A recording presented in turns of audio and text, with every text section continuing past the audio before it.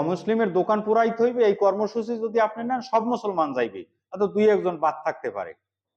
কিন্তু ওইখানে যদি আপনি একটা ভোটের বাক্স পাতেন, যে এইখানে ভোট দিলাম, এইখানে যদি ভোট দাও তাহলে এই দেশে ইসলামিক শাসন ব্যবস্থা কায়েম হইবে, তাহলে দেখবেন শতকরা 95, আপনার যত মুসলমান আছে তার ভিতর শতকরা 90% মুসলমান ওই বাক্সে ভোট দেবে না।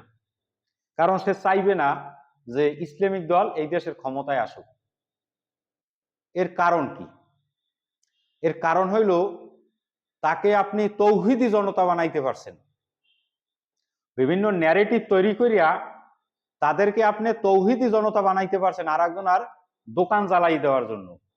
কিন্তু তাকে ইসলামিক দলকে ভোট দেওয়ার জন্য তাদেরকে আপনি ভোটার তৈরি করার কোনো কর্মসূচি আপনার ছিল না, যার কারণে ওই লোকটা তৌহিদি জনতা হিসেবে অমুসলিমের দোকান দালানের জন্য উৎসাহী হইবে, কিন্তু তৌহিদি জনতা হিসেবে একজন ভোটার হিসেবে, মুসলিম ভোটার হিসেবে একটি ইসলামিক দলকে ভোট দেওয়ার জন্য সে ওইখানে ভোট দেবে না।